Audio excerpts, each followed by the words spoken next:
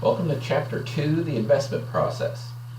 One of the first things to think about when developing an investment policy is to think about your risk level. And so what I would like all of you to do is to go to this link provided here in the notes and take a risk tolerance questionnaire. So if you click on that link, it should take you to this site here, and it'll ask just a few questions. It'll leave 7 questions, and you tabulate your score and sort of just see where you qualify as conservative, moderate, aggressive. And it's important to know your own level of risk tolerance just in terms of the type of assets you'll ultimately want to pick as part of your investment portfolio.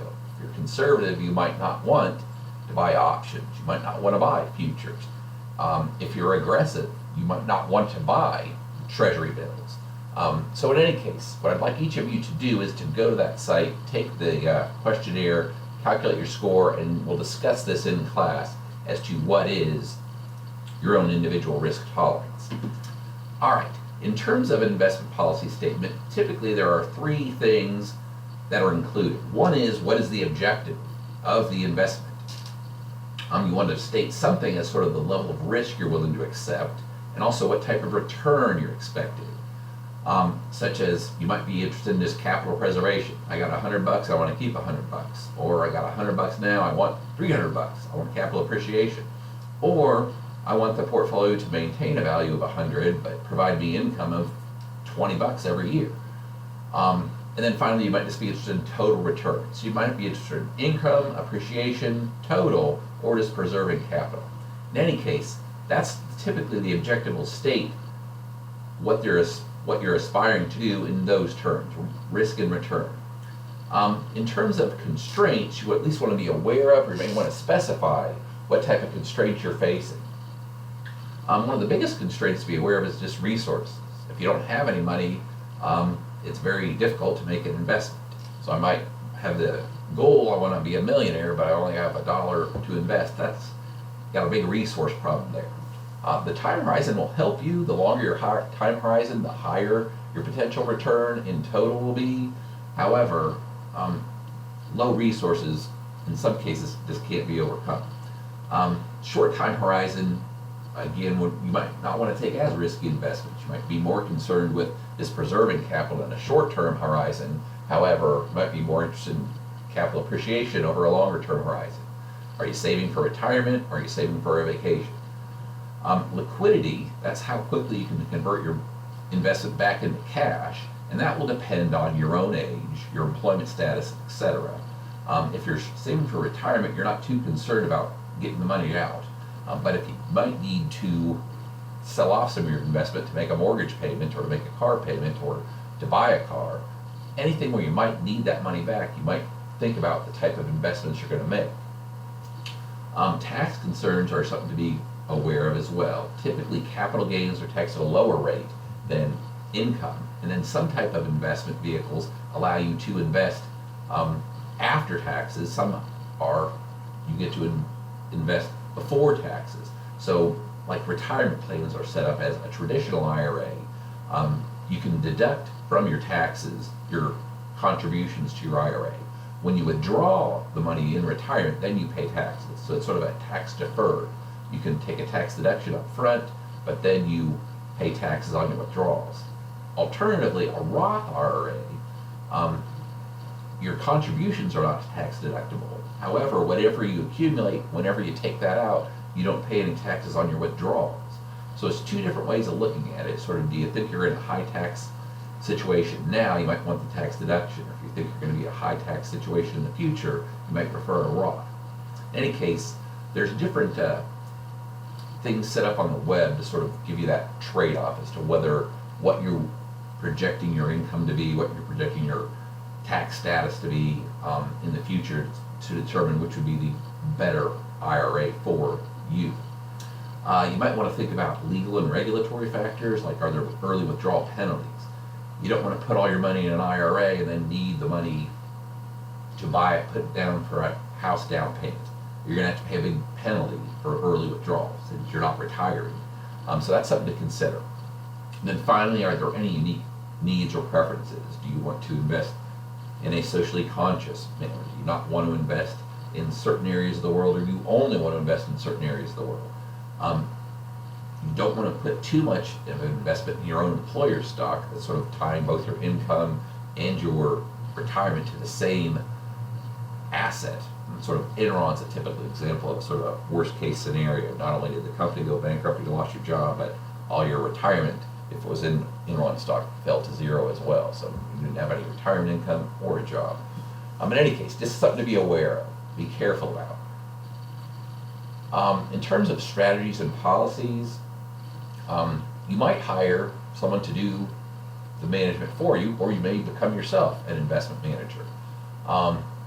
Some people attempt to time the market, ideally buying low, selling high, buying at, in retrospect, it's always much easier buying at a trough and then selling at a peak. It's can't lose situation. Historically, it's harder to do in a forward-looking sense.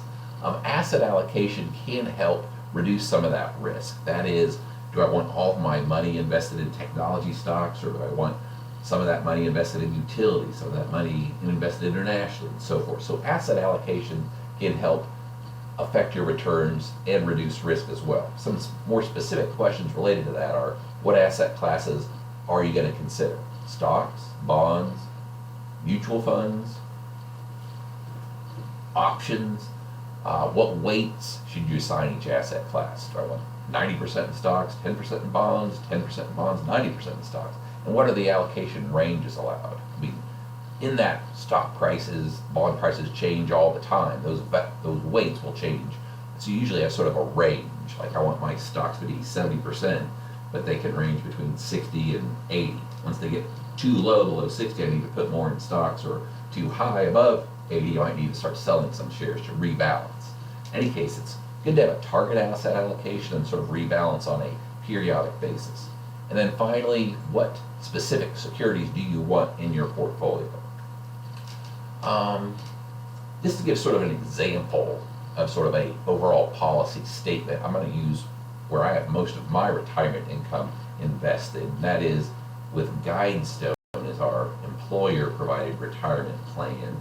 Let's see if I can track down that. Here is just looking up the particular fund I have invested is the Guidestone Fund Equity Index Fund, and looks like it's a good day so far, 4-star Morningstar rating. It is attempting to meet price and dividend performance of the S&P 500. So that's a big market equity index fund. And so that's sort of where I have the primary bulk of my retirement income, which won't be for another 20, 22 years or so. So I'm more of a, in a long-term sense, I just want to meet the overall market. So I've picked this as one of my primary retirement investment vehicles, where it's a fund that buys approximately 500 different holdings. I don't want to go into too many details. I'm going to click here just to see, to show you they've got weightings in the different sectors, 20% technology, 15% healthcare, 70% financial services. At some point we will look at the sector spiders and look at what the S&P 500, but this is most likely in that they're trying to mimic the S&P 500. These are probably in the right ballpark range of what the weights are for the S&P 500 itself. And then individual holdings, Apple's a big holding, Microsoft's a big holding, Facebook. Seems like a lot of technology companies. There's Johnson & Johnson, ExxonMobil Energy. Okay, in any case, that is the fund where I have. So it's just one single investment, but that single investment is broadly diversified amongst large cap companies in the United States. Okay. Investment professionals, you might be curious about choosing a broker or even becoming a broker. This is something you can do for a living as a financial advisor, a CFP. You can help people save for retirement, save for college. There are online brokerage systems where, depending on how much you want to pay, you can do as little or as much as you want to on your own. There is a couple agencies to be aware of in terms of protection. FDIC was set up to insure bank accounts up to $250,000. If we click on that link, it would take us to the Federal Deposit Insurance Corporation. They save up to $2.4 million. In any case, that's for like where you have your checking account, savings accounts. Up to $250,000 is insured by the FDIC. The other agency, while we're here, I'm going to just click here, is the SIPC. This is brokerage firms. So what if I have my TD Ameritrade account? What if that closes down? Well, the SIPC will step in and try to restore my holdings of stock in cash. So different from my checking account, which is Park Sterling, I have a TD Ameritrade account. And so SIPC sort of helps out if something goes bad with TD Ameritrade. FDIC helps out if something goes bad with Park Sterling. And that, of course, will vary by individual. But in any case, those are two agencies set up to help you in terms of cases, bad scenarios. They don't necessarily protect you from fraud. If someone sells you shares of KTS Corporation, be leery. There is no such thing. I use that as an example out in class. Those are my initials, KTS. There is no such company, KTS. Well, there probably is a few companies labeled KTS, but in any case, be very careful buying shares. There is no protection against being dumb and buying shares of a company that doesn't exist, or if the person selling you shares doesn't transfer the ownership to you.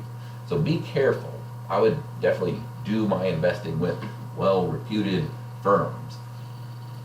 In terms of the types of accounts you might set up, cash accounts is you can only buy things that you have enough money for.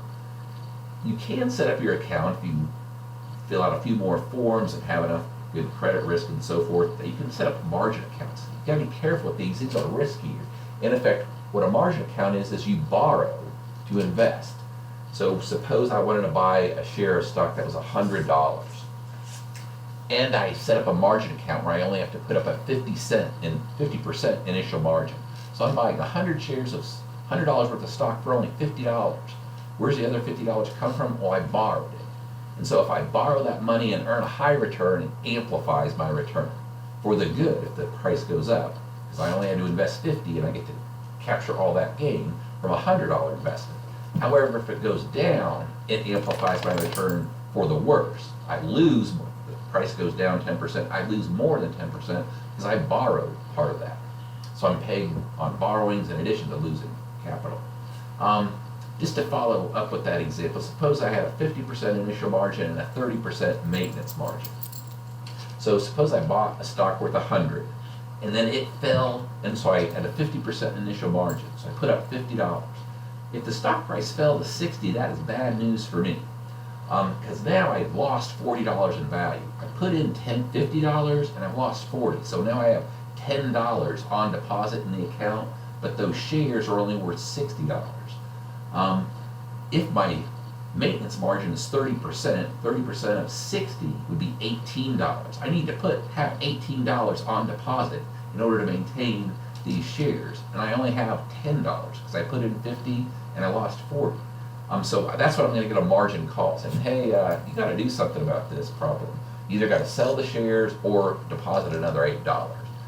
Usually you have to deposit back up to restore it to the initial margin in that case, where I'd have to deposit another $20 to get it to half of 60. My 10 plus 20 would be 30. But in any case, margin accounts can amplify returns, but you're basically borrowing to invest. Very risky. I wouldn't recommend it. However, in stock track, I would recommend at least considering it. It's with play money, it can be a lot riskier. Just to see, which means you have $1 million portfolio, you can technically invest up to, I believe, $2 million. I think you can invest, you have a 50% margin, I believe, initial margin. So that's something to consider. If you're trying to really amplify your return, you can actually invest more than $1 million in your stock track portfolio. One other risky type of investment is short sales. How a short sale works is you're basically selling the stock for investment now and you're going to buy it back later. The idea being you think it's overvalued and the price is going to fall. Using that previous example, suppose I thought the price right now is 100, but I think it's going to fall to 60, so I could sell it now for 100. Once the price falls to 60, I can buy to cover my position and I make $40. Even though the price fell, I just made $40. So you could actually make money whether the stock market goes up or down if you predict the direction of change correctly. Why do I say that's risky? Stocks go down all the time. Surely you can identify stocks that are going to go down. The problem is if you're wrong. How much can you lose when you sell a stock short? Suppose you sell it for 100 and the price goes up to 110, to 120, to 130. 130, 140. You already sold it for 100. As the price keeps going up, you just lose more and more money. There's really an infinity is the most you can lose. If the price goes up to 1,000, you just lost $900. Goes up to 2,000, you've lost $1,900. The higher the price goes, the more you lose. So you're obligated at some point to buy those shares back. But basically, so it can work, but it's very risky. The risk, I say, is you can lose more than your initial investment. All I was doing is selling a $100 stock, and I've lost $1,900. How on earth did that happen? That's how it's risky. All right, so there are plenty of in-the-chapter problems to test your knowledge of margins and short sales and investment policy. There's not as much on investment policy. So in addition to the in-the-chapter IQ and question problems, we've got this awesome exercise to create our own investment policy statement for your stock track portfolio. There are 3 examples provided in Canvas. So if we were to look at Canvas, here's Canvas, there are 3 examples: a Raven Fund, the Acorn Fund, and the Nancy and Phil Saunders Memorial Fund. The Raven Fund is a student-managed fund I oversaw at Anderson University in Indiana. They managed $1 million of the university endowment, sort of a long-term portfolio. The Acorn Fund is a $5,000. So the Raven Fund was over $1 million. The Acorn Fund was $5,000 of my money that we had by actually the 410 class managed over a spring semester. I believe at the time it was a spring course. But in any case, that was a short-term horizon, $5,000. I wanted to buy a jet ski with that money. More of a short-term concern. This was sort of had a long-term. It's the endowment, hopefully lasting forever. Finally, here's what we're going to focus on in this particular class and following up in the 410 class in the fall. The Nancy and Phil Saunders Memorial Fund. They're my parents, and they left me an inheritance. What I would like to do is take part of that inheritance and turn it into a bigger value. We got plenty of time. We got 22 years to pull this off. But in any case, we got an objective, an asset allocation, a process. Not a whole bunch mentioned on the constraints. But in any case, here are 3 investment policy examples. What I would like you to focus on in your own group's investment policy statement is state your objective. Think about the risk, return, what are you going to compare yourself to? What's your benchmark going to be? The Raven Fund, I know, used the S&P 500. The Nancy and Phil Saunders Memorial Fund using the Russell 2000. I'm going to try to capture some of that small company stock return that we talked about in Chapter 1 and use small company stocks as my benchmark. Talk about constraints. What is your time horizon? For this class, it is short. It's like 10 weeks. Unique circumstances. We've got a 10-week period to make these investments. And what is your target asset allocation? How much in the different investment classes? Also in terms of constraints, you have to buy so many fixed income, so many futures, so many options. So those have to be a part of your asset allocation, whether you like them or not. They should be a part of your constraints category in your asset allocation.